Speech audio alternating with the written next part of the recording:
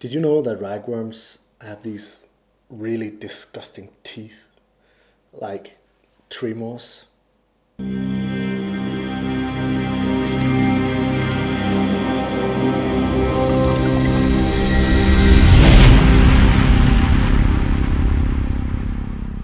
What's up guys, welcome back to yet another video.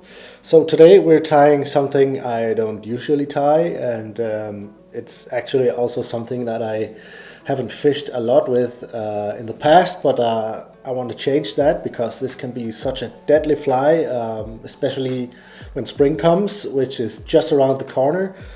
It's a ragworm, and I don't fish them because they are disgusting and ugly. I just haven't fished them because you kind of have to fish them kind of slow to mimic the movement of these worms in the water. So I like a little bit more action, but as I said, I want to change that a little bit. Not on the action part, but I want to fill my box up with a row of these worms and give it a go when spring comes. So this one is black, and you can of course tie this in all sorts of colors. I will link a material kit for this one as well down below, so check out the material kits and the other links. And let's jump down to the vise here and crank out this disgusting worm. Okay, so the hook in the vise here is the SA2145743892 in size 4. It's an SA280 in a size 8, which is this one here. It's a minnow hook from Arex, of course, from the new saltwater series. Fairly small, and I've seen these on tandem rigs, if that's what they're called, but I don't like that because they tangle and stuff like that. So this one will only be having a hook in the back, and a small one, because this will hook fine. So for the tail, I will be using this Ewing feather. It's a hen neck. I've already plucked off a few here, so this video doesn't get too long. Just tie one in on each side here.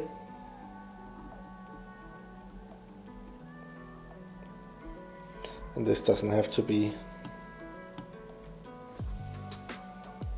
super perfect on the hook shank here, because that will be covered in dubbing.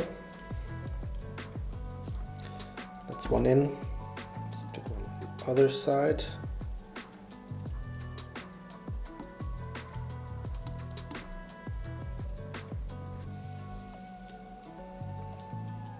Just right around that point there.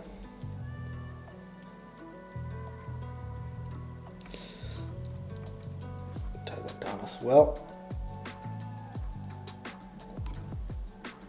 Cut this off.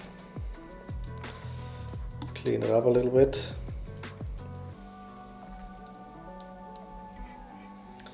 Then you need some dubbing. In this case I will be using a flash dubbing from SLF. This is a dispenser, but I'll make sure to put in a bag of dubbing in the material kit.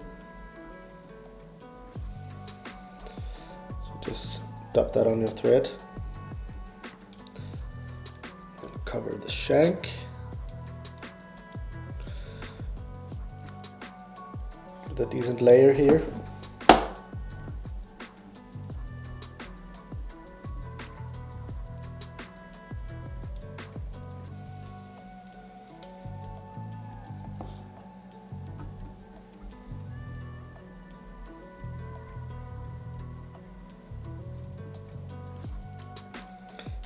So, doesn't need to be super pretty. This will all be covered up. This bracelet is making me insane with this clicking noise. Right, so let's get a whip finish on here. Where's my whip finisher? There it is. The fly is obviously not done at this point. This is a fly with shanks in it. Let me hold one up here for you so you can see it. I have one finished here. And I hook myself. Man, this is really going well today. So this is the one. See it down here. It has a lot of movement. Really nice movement. Really. So let's brush out that dubbing here.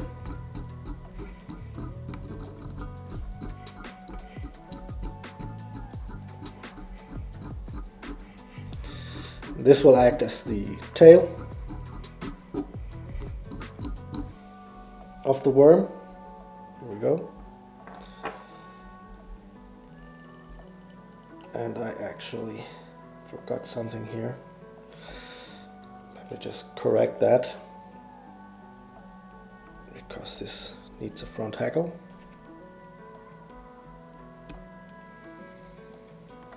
So just plug off another feather.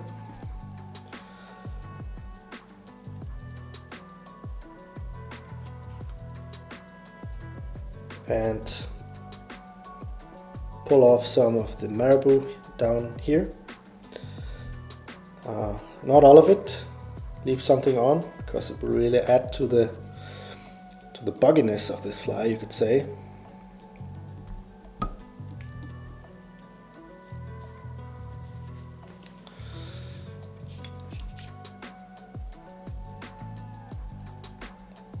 So just get a few turns on here.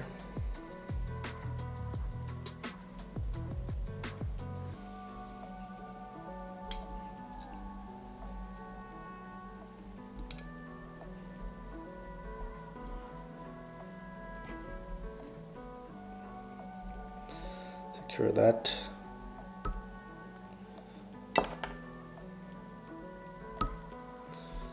Plug off the tip. And now get that wet finish in.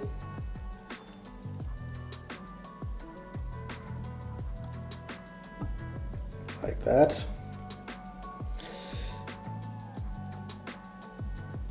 Cut off your tying thread.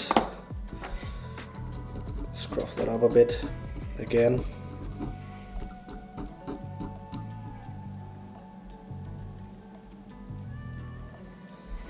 Like that, and that is the tail part done of the fly. So for the sake of this video, for the length at least, I will only be showing you how to get in one of these shanks. This is a box from Spawn Fly Fish with a lot of sizes in, so really great value for the money pack there. But how to do this is you the shank looks like this, and you want to pull that into the hook eye there without stabbing yourself, like this. So now that's in there. Then what you do is you take out the hook, put in the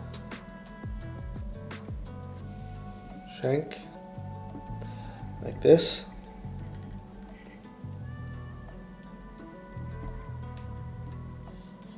and now that's in there. You can tie on this,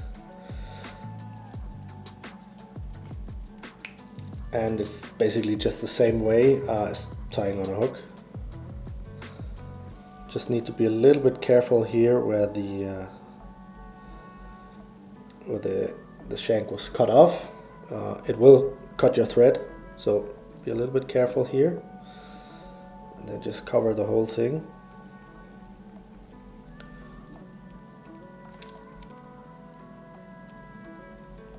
So it is a bit time consuming, the fly, but if you like tying flies like me, that doesn't really matter that much. So again, with this part, let's get some dubbing on,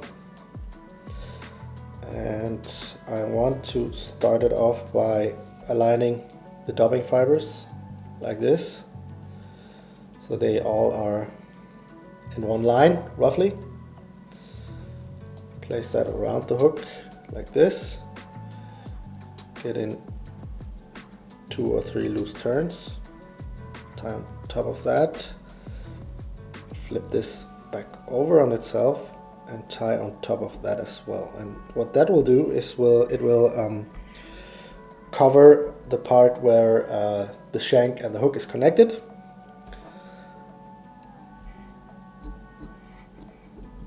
Making it look nice and tidy. And then for the rest, just put the dubbing on.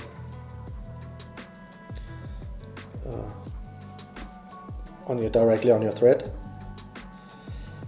like this.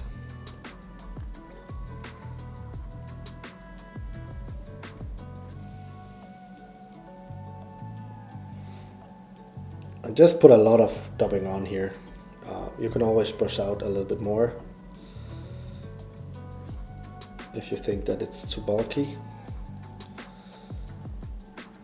So you want this to be nice and juicy. Like so. Grab another feather. Same thing. Plug off the most of the marabou down in the bottom here. Let me hold one up, I haven't prepped. So pull off some of this so it looks like this.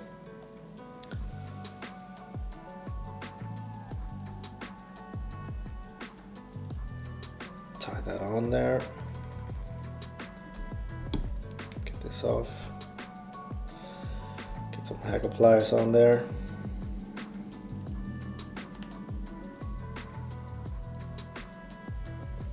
And then just work your way up.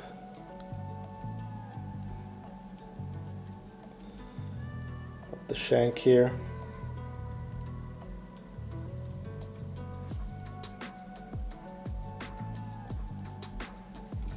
So right around this point here. Tie that in. Make sure it's nice and tight. Plug off the tip. Push this backwards and then just tie directly on top of that. And don't mind this, you don't have to make the prettiest finish in between here because it will obviously be covered up. So that's a place where you could save some time. Cut off the tying thread. Same thing, scruff this up.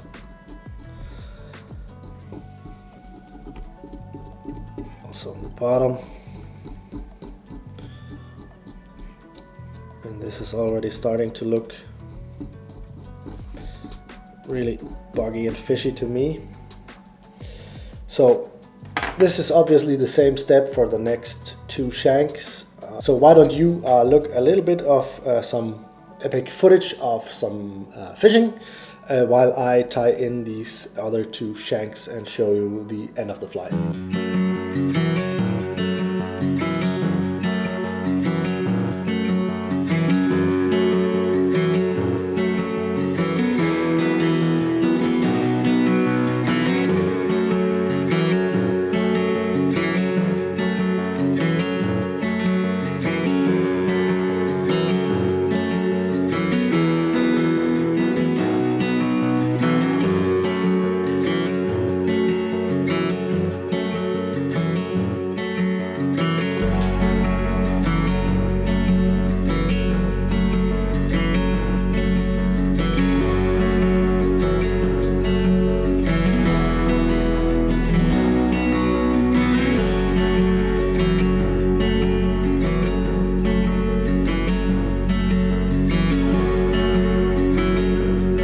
Now that is one happy human being right there.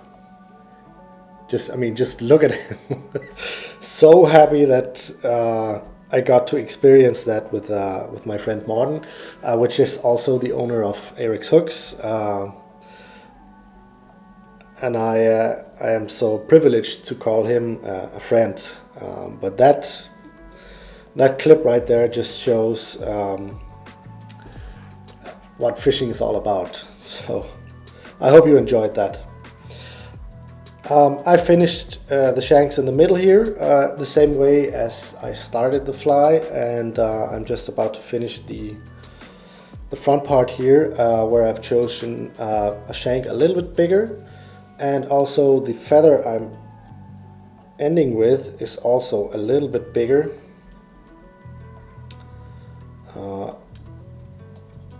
Because if you look at one of these worms, it tapers. Everything in fishing and fly fishing and fly tying tapers, right? So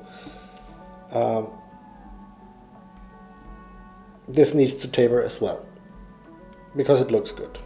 I don't think that the fish cares, but it looks good.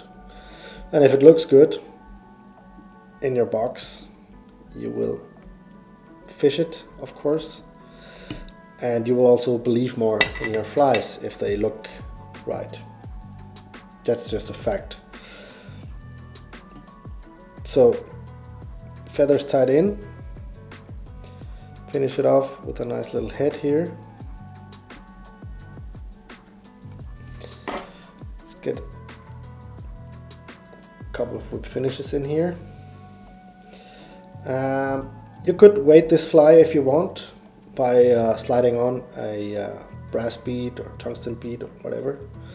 But you guys know me, I really don't like weighting my flies all that much. And especially a fly like this, I think, doesn't need that weight because a worm doesn't jig in the water. If you look at them swim, they just kind of hover, super slow actually. So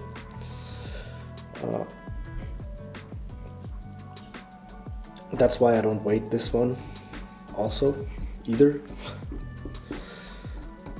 Brush this out a little bit and you have your finished worm here. Let me just get that out of the vise.